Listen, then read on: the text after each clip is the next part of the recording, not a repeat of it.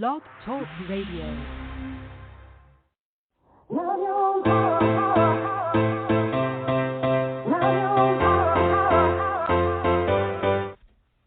Chatting with Nat is a podcast for independent women seeking to speak their truth and to break down barriers. We host honest conversations that help to guide and empower women. Speak your truth and set yourself free. Let your voice be heard. Hi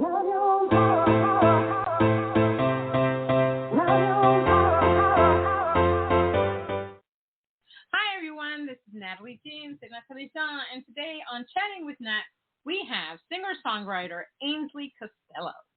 In a world dominated by internet sensations and world-dominating superstars, Ainsley Costello is determined to create a career that stands the test of time. 18-year-old Ainsley began performing in school, talent shows, and musical theater when she was 7. By the time she was 14, she was regularly holding down 3-hour sets with a full band of adult professionals. After performing at NAMM and receiving her first endorsement from Breedlove Guitars at 14, she began touring the West Coast full-time while finishing high school online. At 15, she began taking classes at the prestigious Berklee College of Music while simultaneously finishing her high school finals. She is now finishing up her sophomore year at Berklee, studying music business while pursuing music full-time.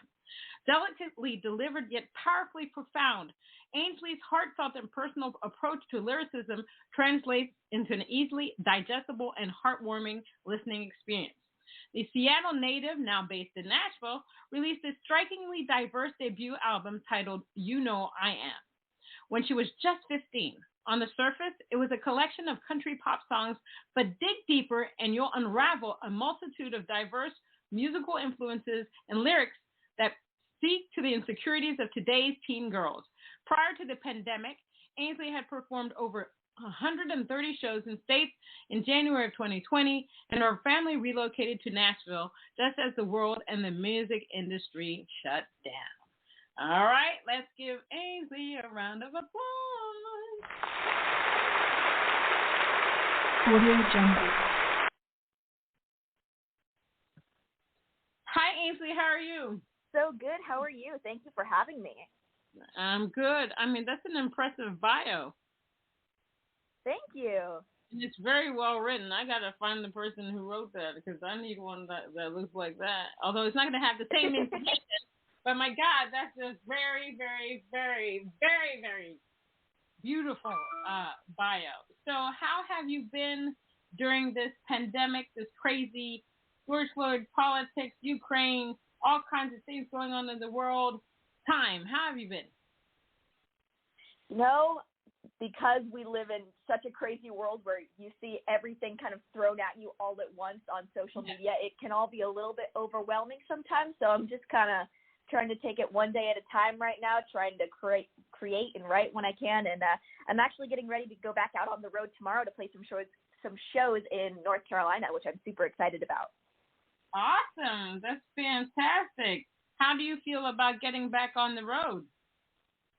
I feel amazing about getting back out on the road. It's one of my favorite things to do, if not my favorite thing to do. I am a much happier human being when I am traveling and I am seeing the world. I am seeing new people, and being in the pandemic and the lockdown for 2 years, my mental health really struggled with not being able to get out and see new people. So getting out over the past couple of weeks has just been amazing for my mental health and just for me as a human being. I get that. It's been, the pandemic was very much, I think, needed sometimes learning experience for a lot of people, because I think what people have learned through the pandemic is that people need to see people. People need people. People need physical touch. Looking out at a window and then you're seeing nothing, just a piece of paper blowing in the wind, can kind of get to you. So I completely get that. Here's a question for you, and I ask everybody this question, is that obviously there are some pros and cons during the pandemic. Obviously a lot of cons. People died. People have lost limbs. People have lingering effects. So much loss. But there's pros to it in the sense that there are people that created during the pandemic. There are people that made some realizations about themselves, about lives, about their friends. There was a lot of self-introspection. You know, I saw family members out there just walking with their families when before they didn't take the time to do that. I have colleagues that cut back on work because, you know what, they realized they weren't spending enough time with their families. You know, the trees and the animals running outside, the pollution level went down, climate change is real, and people were just, and the animals were probably hoping we weren't coming back because they could breathe. So many different things. People quit their jobs because they realized after the pandemic, because they felt that their lives were so short, that they had to do something that was more about their passion than the money, although they needed the money to survive. And as for creatives, you know, some people rebranded themselves. Some people decided not to do music. Some people decided to create singles or an album. There was a lot of introspection. So during that time, did you think about how you wanted to be perceived as an artist, or did you decide, oh, I'm good, this is the way I'm going to be? What did you think about?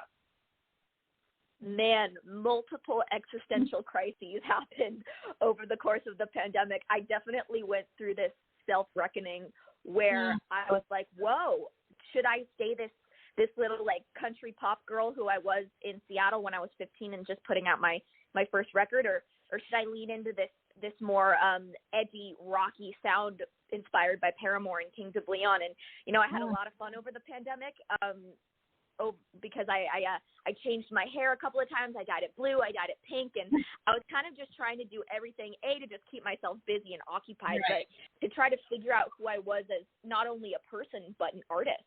You know, there was definitely a lot of introspection for me. I wrote some pretty deep songs about myself and about my mental health and my anxiety. But yeah, for sure, so much self-reflection happened for me in that time. It was ridiculous. Yeah, no, I get, and we had so much downtime, so there was time for it.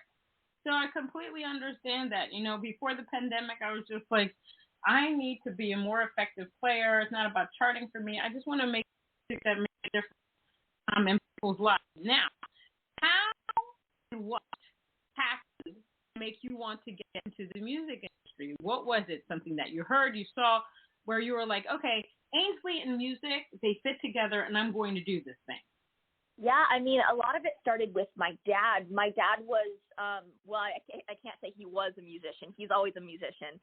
I think once you're a musician, you're always a musician. But my dad went to LA back in the 90s to do the whole singer-songwriter thing, and he made a couple of albums, and he toured all around the world. And when I was younger, he was always in bands. He was always playing around the house, and so that was a huge starting point for me to see him always playing music. But then again, like, I grew up with a lot of like the early 2010s pop stuff, like listening to Taylor Swift and a bunch of the huge people, and that was a huge reason why I wanted to start writing songs. Music was just always something that was in my DNA. I feel you. My dad is also a singer, and so it's been in my DNA for a long time. Now, how important is it for you to be authentic as a person and in your music? It's probably the most important thing for me. You know, I never really want to put something out if it's not authentic to me in the moment, and it's not authentic to the people who I think are listening to me. One of the huge things that I think drives me to be as authentic as I can in my music is I want to create music that is going to resonate with a generation that can kind of grow up with me in my music and kind of have the songs that I write as a guiding force or a guiding light, kind of to feel like a friend on a bad day that people can listen to and be like, oh, Ainsley gets it because she's writing a song about the same thing that I'm going through. So I definitely try to be as authentic as I can. And it's interesting because I was discussing something with somebody else about music and about authenticity, and people, I've come to understand that people don't understand music, or they haven't evolved enough. Even people that have been in the business for several years, in regards to music, and especially in regards to social impact message songs. You know, sometimes you can enter those into contests or whatever, and people, oh, I don't know if this would chart. It's not always about charting. Yeah, would it be great to chart beyond Billboard? Fine, that's lovely. Sometimes artists write songs because they want effective change. like you, I'm the type of person, when I write a song, I want somebody to say, yes, Natalie made a difference in my life. Natalie made a difference in the world. That's what I want to hear. And so I released a single on April 8th, and it's called Block. And it's all about people blocking people on social media. And this one person came to me and messaged me today and say, oh, you should just stick to your original, your true self, jazz and blues. Now, what they don't understand is as I was growing up, I loved country music. That was my first love, and then jazz and blues. And I said, you don't really know me, and you don't get the song. You don't understand there's a whole universe for social impact message songs. People don't, a lot of artists don't write about things that are actually happening, and yet they do. Now, I take a specific thing as blocking. You don't hear anybody else writing songs about that. I'm not trying to be like anybody, nor are you, which is a beautiful thing. So my question to you is, do you think that people even understand anything that we're doing? That is a really deep and existential question, and I love it. You know, I think it's so humane, to really go bare bones and ask, do people understand what we're doing? You know, I think it's really interesting because I think there are always going to be people in our lives who understand that us as musicians and songwriters and creatives, we have to do this because it's just in our souls, it's in our bodies, and we can't do anything differently. And there are always going to be people who are going to be like, yeah, maybe you should stay in school, honey. But I mean, you just always have to follow your inner gut, and you have to listen to the people who do believe in you and who do understand what you're doing, because they're out there. Exactly. I'm like, dude, I'm an artist. I create. Nobody tells me what to do, how to sing, how to do anything. Basically, it's my life. I'm going to do what I want. And I just don't get that when people try to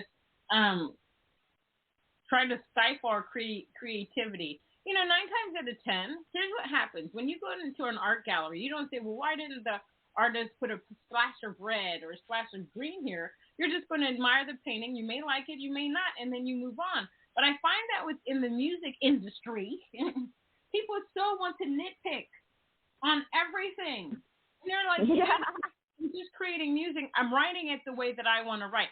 Now, here comes the question for you, okay?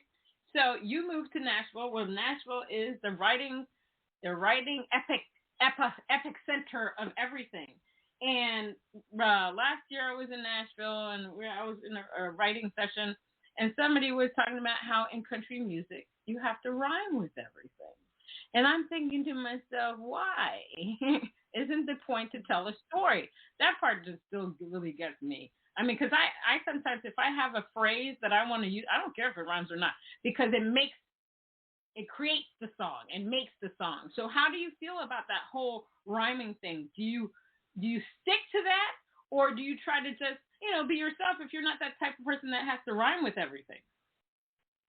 That's a really good question. I think it all kind of depends on the song for me. There are definitely a lot of songs that I've written where I stick with that. I want to hear rhyme because my inner brain really wants to hear it resolved there. But there are also songs that I've written that are unresolved, and they kind of leave you. I don't put a rhyme there in that specific spot because I want you to feel unresolved. And I think that there are a lot of artists out there that really do the non-rhyming thing beautifully. Like there are some Phoebe Bridgers songs where it's more like stream of consciousness, and it's beautiful and it's gorgeous, and she's not necessarily rhyming, but those songs tell a story, like you just said. And that's what I'm talking about. It's about letting the artist create. Oh my gosh, it's like the biggest thing for me now. The radio stations are inundated with the same artists over and over again. And a lot of those artists are great, blah, blah, blah, yada, yada. So you would think that they just want us to hear that kind of music unless the people die off. Because it's hard for independent artists to be seen and heard in this industry. It baffles the mind that radio stations can't take a 15-minute segment just to say, oh, I discovered these people. I just want you to hear them because I think they're great, which is extremely sad to me.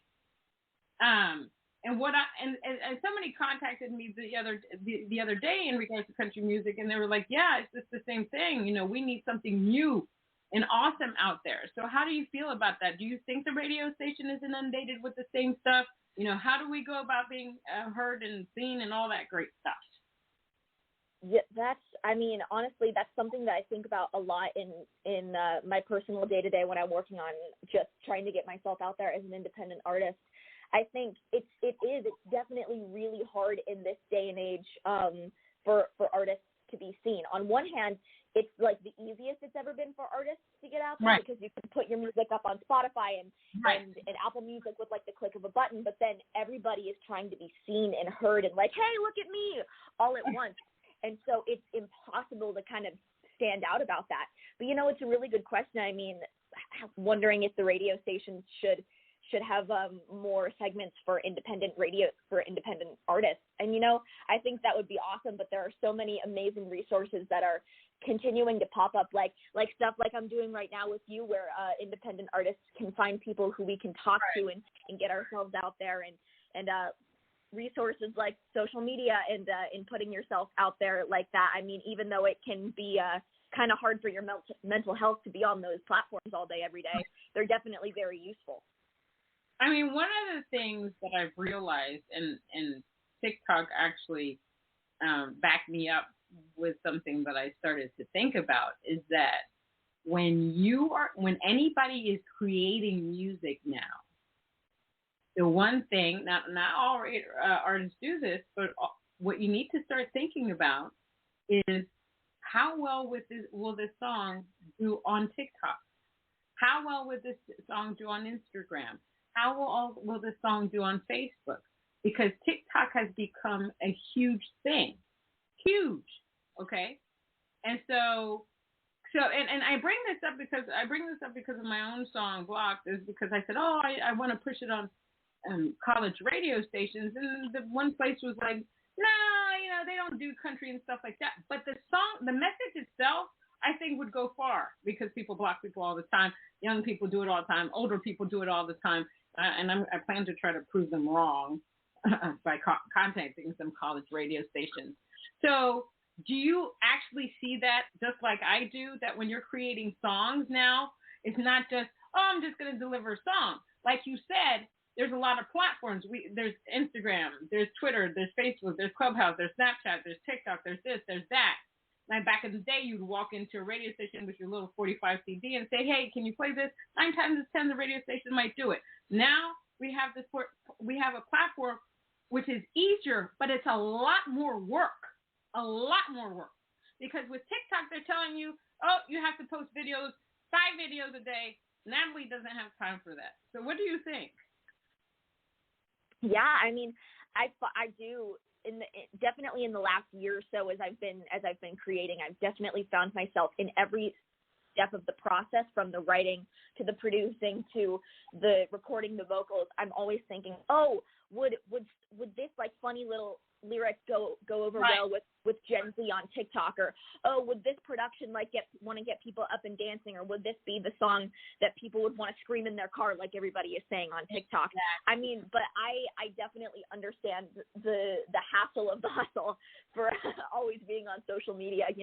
I'm definitely still in this where I'm always trying to post multiple times a day on TikTok. I'm trying to find, like I said earlier, I'm trying to find people on those kinds of platforms that are around my age who can grow up with me and my music and feel like we're all just friends and feel like we're all just here to hang out. So we kind of form this connection from the very beginning. I mean, it's crazy. It's just all around crazy, the things that we have to do to be seen and heard. I mean, it's great when people can just stand in the middle of a crowd and just start singing, and then people are just like, oh my gosh, that's just fantastic. And then you go viral. That's a beautiful thing, but it doesn't happen for everybody. There's a lot of people that just have to, keep pushing, contacting radio stations and contacting anybody and everybody that they can to be seen and heard. Now, what is your writing process like, and how do you deal with writer's block if you get it? Yeah, my writing process has definitely evolved in the last couple of years. With my first album, my first album came out when I was 15, and I wrote that album basically completely by myself in my bedroom when we still lived in Seattle. But now, since moving to Nashville, I've really become kind of encapsulated in this circle of amazing writers, and I've learned so much from them. So now I'd say it's a pretty good balance between I co-write with a lot of people and I write by myself. But with writer's block, you know, it's funny. My dad told me this a really long time ago, and I've always kind of stuck with it.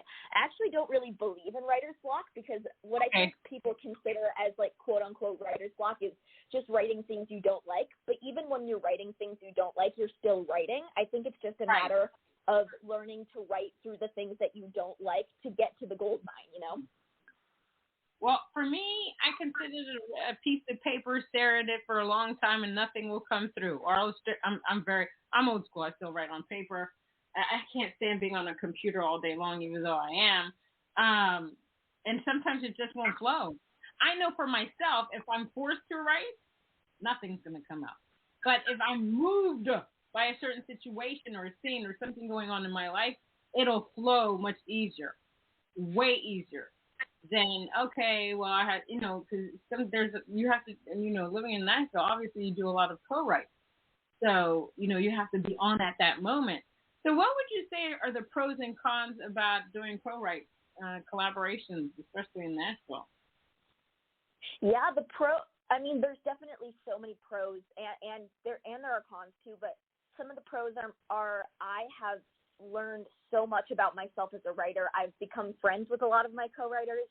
I've learned to collaborate and kind of get out of my own head a little bit, because I think when you're writing by yourself, it's very easy to fall into this overthinking because you're the one who has the final say if you write a song by yourself, and then that can be pretty daunting. You're like, oh, but maybe this line can be better, and this can be this, and this can be that. But then when you're writing with other people, they can be like, no, like this is a unanimous thing. This is awesome. And if we all come to a decision where we're like, no, that could be tweaked and it could be a little better, that's awesome. But, you know, you become such a better writer by collaborating with people, and you just become a overall better artist by collaborating with people.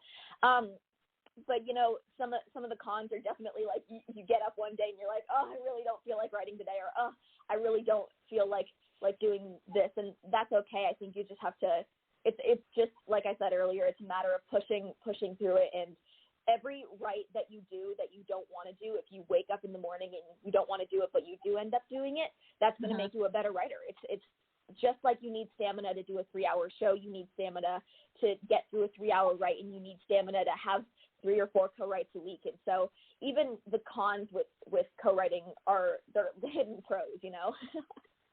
What's interesting to me is that I've been approached by people that live in Nashville, and what they say to me is that, Natalie, you teeter over the edge, and I need that. Because some people are just straight up, you know, they're like, straight up, I'm going to do country, I'm going to do it one way, and I'm wearing blinders, I'm not going to do it anyway. And then there's some that are like, you know, I'm tired of doing the same old stuff. I want to put a little edge to my music. I want to be more free with my music. Because with me, I write just about anything. I like to write about stuff you just don't hear. Because I've been to a lot of music conferences and seminars, webinars, and all that stuff. And the main message is the same thing over and over. We want to hear something different. You wouldn't think that's the message, because if you listen to the radio station, it basically is the same type of music. But I would say there's a percentage of people out there that are wanting to go over the edge, that are not afraid to do that, because they're just like, look, life is short. We need to have a different sound here. And then there's just people that's like, nope, want the same old stuff. This is what's working, and it's going to work forever. But that's not true. The thing is with our music industry is if you keep playing the same people, the same genre, there's no movement. And there's no evolvement. It's just stagnant. It's the same thing over and over and over and again. And that's why I think here's a pro to the pandemic, is that during the pandemic, people actually started to listen to independent artists more than they did mainstream artists, because it gave them the time to be able to listen to independent artists, because a lot of people were live streaming. Now, during the pandemic, did you live stream at all? I did. I definitely did. In the beginning, so let me backtrack a little bit. So in 2021, last year, I released the equivalent of my second album in singles. I released 11 singles last year, and the first one that I released was a song called The Great Unknown that I wrote with my friend Timothy James, who is an amazing singer-songwriter slash, like, godly guitarist from Portland, Oregon.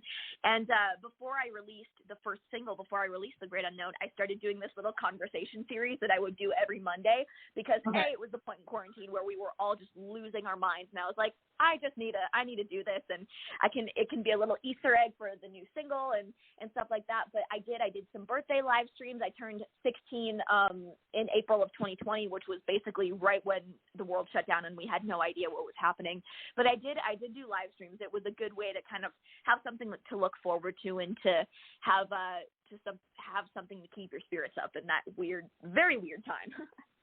Yeah, no, it's just the music industry can be extremely, extremely fickle.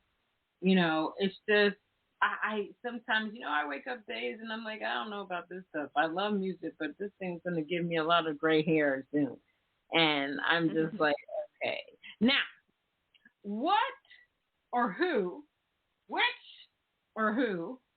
artists have inspired you the most? Yeah, I mean, I definitely grew up of the generation who loved the early 2000s pop stuff. Like, what girl my age wasn't inspired by Taylor Swift? I love Taylor. Paramore and Kings of Leon. I kind of had this huge shocking moment when I first moved to Nashville because I was kind of under the impression that it was just country music city instead of music city. Right. That is the furthest thing from the truth.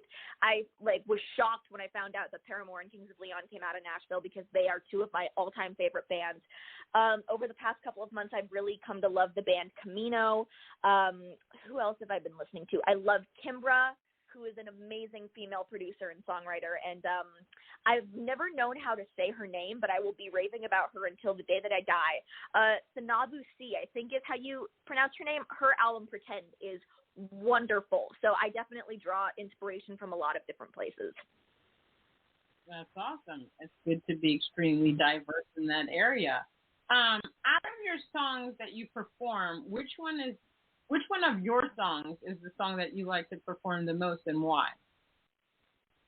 Wow, it's such a hard question because it's asking me which of my children I love the most. When I'm lucky enough to get to do all original sets, I'm just so fortunate that I get to play music out for a living, and it's what I get to do full time. But one of my favorite songs to play live is a song that I wrote called Daydreamer. It's this really cool kind of like, my band and I kind of look at it as like almost like a modern day Allman Brothers jam. I love the Allman Brothers. I love a lot of the classic stuff that I grew up on. But I wrote that song in the thick of the quarantine. I wrote that song based off of one of my many quarantine binges, Anne with an E, which is a new retelling of Anne of Green Gables. But I wrote that song because I really related to the main character, and I felt like we were just one and the same. And I wrote that song, and when I worked it up with my band and we took it into the studio, it turned into this like super fun, like super climactic jam that just rises and rises and rises until we get to the end. And it's just so much fun to see people dance to that song live. But honestly, whenever I get to sing any of my songs, live, I just get so excited and can't believe that I get to do this. How do you think that people view you? You're not a young artist, obviously. So do you think that when you're doing collaborations, you're songwriting with people, you think that they believe in your opinions? Because some people are just weird when it comes to, working with young people or older people or whatever the case may be. So how has that experience been for you? Yeah, I mean, I've been super fortunate to find and meet a lot of people here in Nashville and in other places around the country and around the world who have been super, what's the word? They've just been super supportive of me the entire time that they've known me.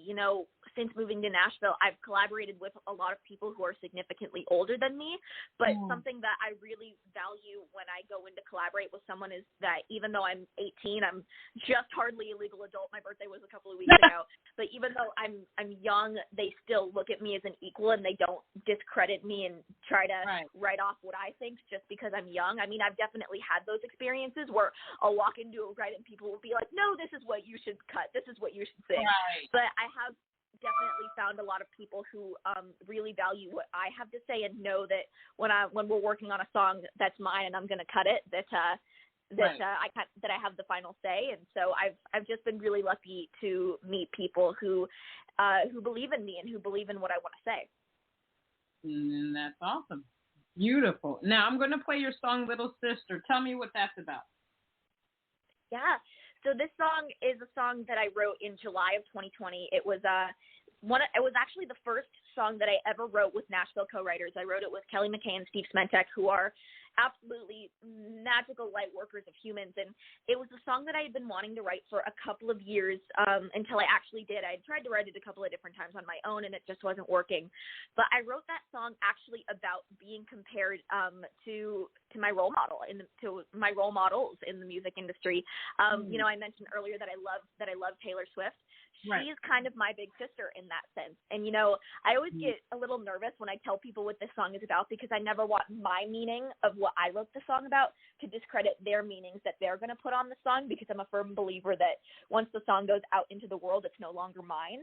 But I wrote the song about being compared to her, and about being compared to other people, and realizing, going through this reckoning in 2020 and 2021, that I want to be my own person, and I want to be seen as the first Ainsley and not the next somebody else. Even though the people who have inspired me, I love them so deeply, but I don't want to be seen as the next anybody else. I want to be the first Ainsley. So that's what Little Sister is about. Amen. Amen. Let's play it.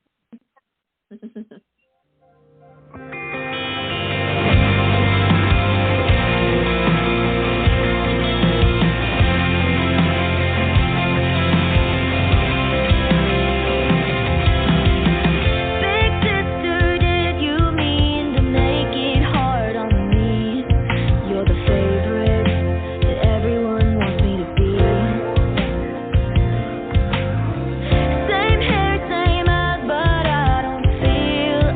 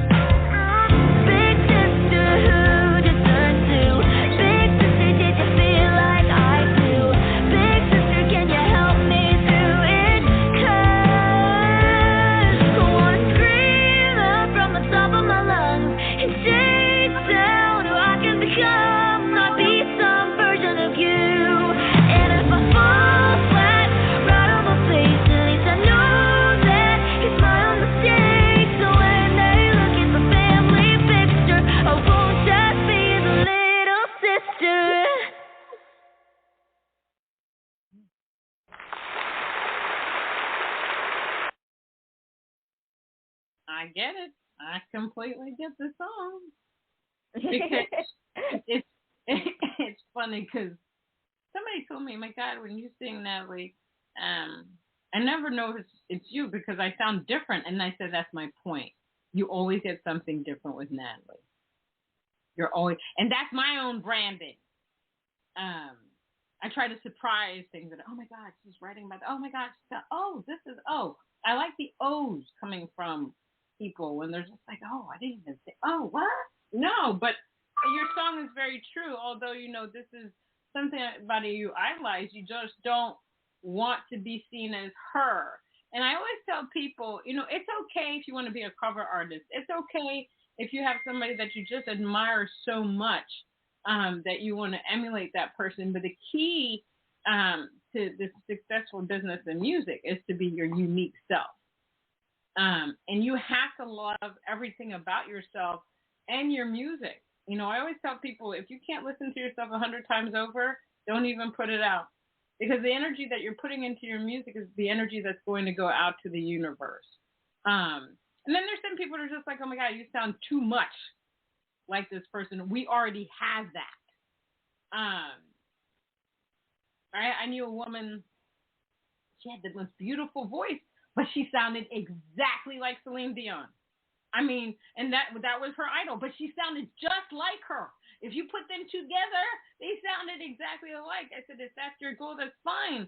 But you also have to find out who you are as an artist. What is in your soul? What do you want to deliver? What do you want people to get from who you are as an artist? And some people just want to be in the music business. They like the fame. They want the money. They want this and that.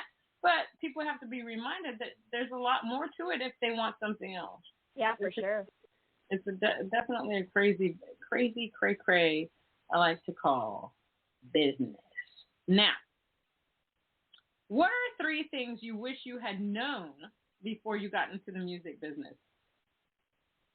Oh, man. Well, first and foremost, something that I'm still learning how to do, I would tell myself, go easy on yourself. Don't be so hard on yourself. Another thing that's kind of an underlying theme in Little Sister is kind of wanting everything now. I'm definitely that type A personality where sometimes I feel like I'm a failure because I haven't, like, quote unquote, made it by 18. But I think it's so stupid, and it's something that I'm unlearning. But, be patient with yourself. Take your time. I've had so many people tell me,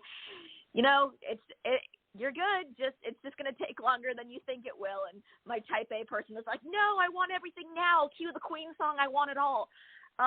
So yeah, I would probably say that to my younger self before going into the music industry.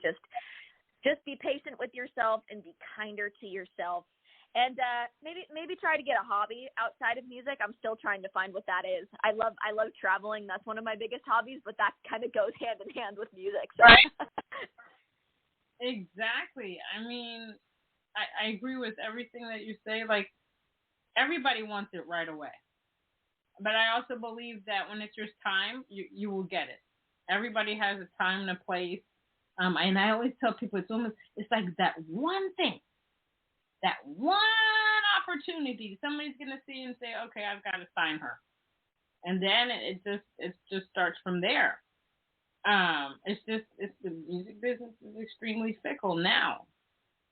You have a great voice. Now, are you considering doing things like sync and licensing, like getting your music into television, documentaries, films? Is your team looking into that as well? It's kind of just something we've started brushing the surface of. I mean, because in quarantine, I wrote over 150 songs, and there's a huge amount of songs in there that could be used for something other than me personally putting it out under my own name. But yeah, because I have so many songs, we've been like, oh, that would be awesome for a sync, or that would go really well in a TV show or something like that. But I've definitely started to dip my toe into that. There are a couple of things in the works for that right now that I'm not sure if I can talk about them. But definitely it's something that I've started to look into for sure. That's awesome, because I always tell people that's another thing that's key. It's like, if you're not making music, if you're not making money, doing the music thing because it's hard to make music. It's hard to make money during this business, especially when you have situations like Spotify that gives you half a penny. So people sell merch, they tour, and they do all kinds of different things to be able to do this as a living. So yeah, that process of trying to get your music into sync and licensing is very muy importante, as I tell people, because I try. That's where one of my focuses is trying to do that. So good for you. Kudos for you. Now, Thank you. I mean, it's awesome. What advice would you give your younger self? And what advice would you give to somebody trying to break into this industry? Oof. To somebody who's trying to break into the music industry, I would say start writing, start early if you can. It's something that I'm really grateful about. That I kind of knew that about myself. I've always known that I wanted to do music from a very young age. So in some ways, I'm really, really grateful that I started pursuing this at a really young age. So I would say if you can, just start doing it now. What's the worst that can happen? Start writing, start singing, start practicing. I think, write as much as you can. That is what I would tell somebody who's trying to break into this industry, because that's kind of the crux of it all. You gotta, maybe if you don't want to be your own songwriter, there's another way for you to do that. But if you do want to write songs, just start writing, because it all starts with the song, you know. Amen to that. Definitely. And what would you tell your younger self? Oh, my younger self.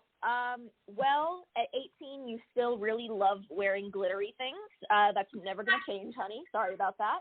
And I would say, again, like, kind of just go easy on yourself, even though it's hard to do, and be patient with yourself. Amen. That's true.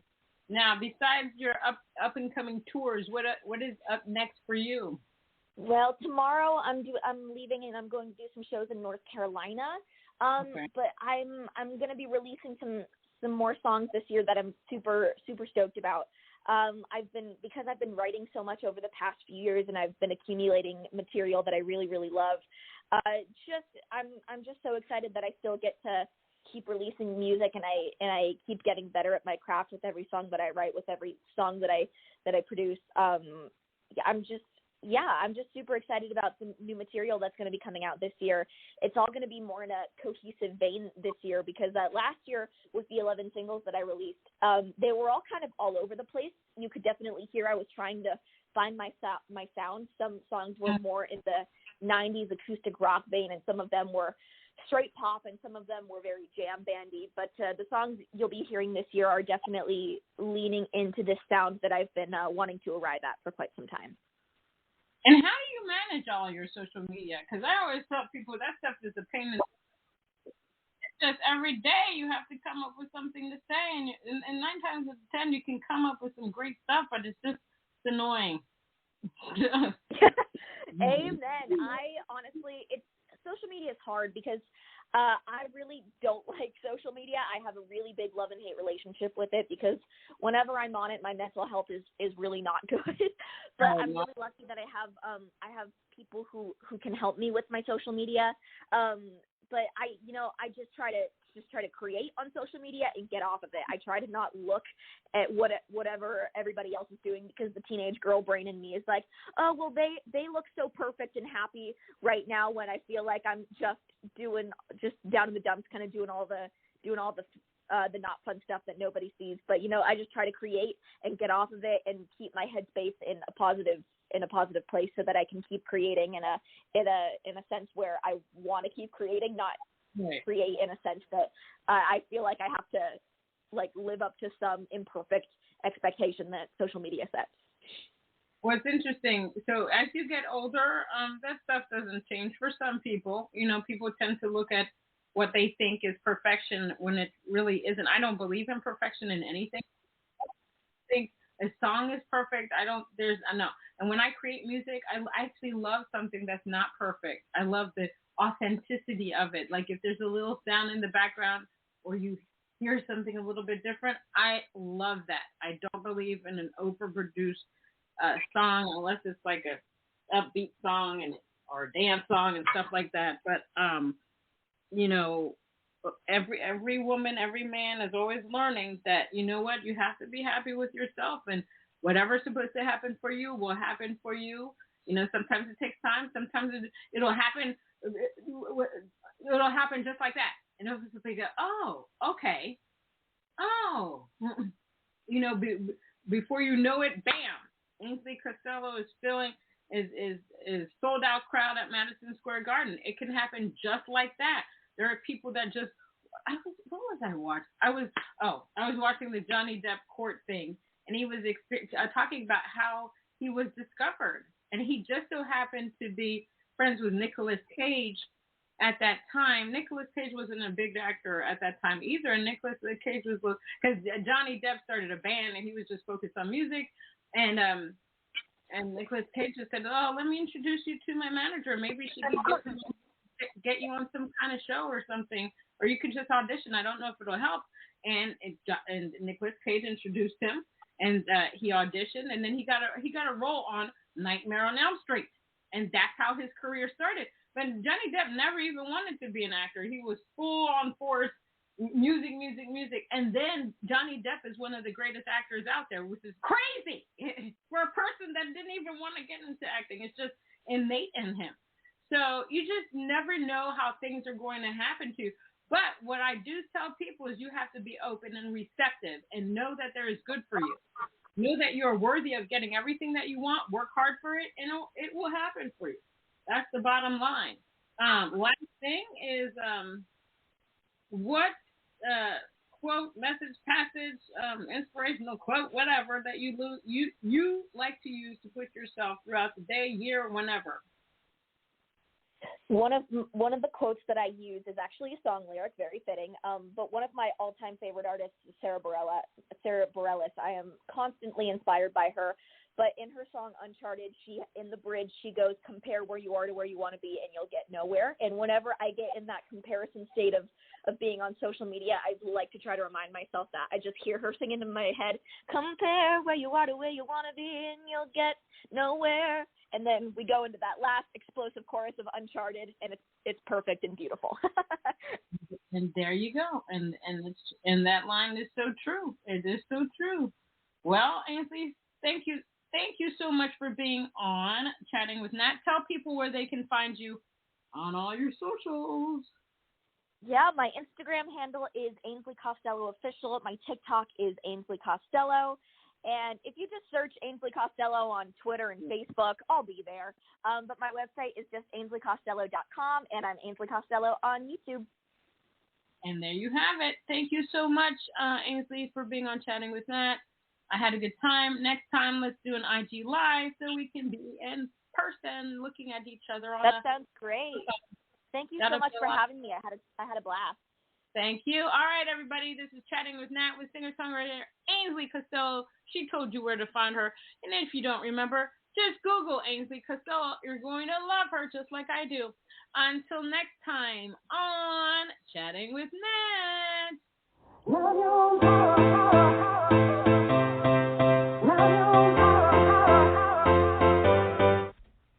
Chatting with Nat is a podcast for independent women seeking to speak their truth and to break down barriers. We host honest conversations that help to guide and empower women. Speak your truth and set yourself free. Let your voice be heard.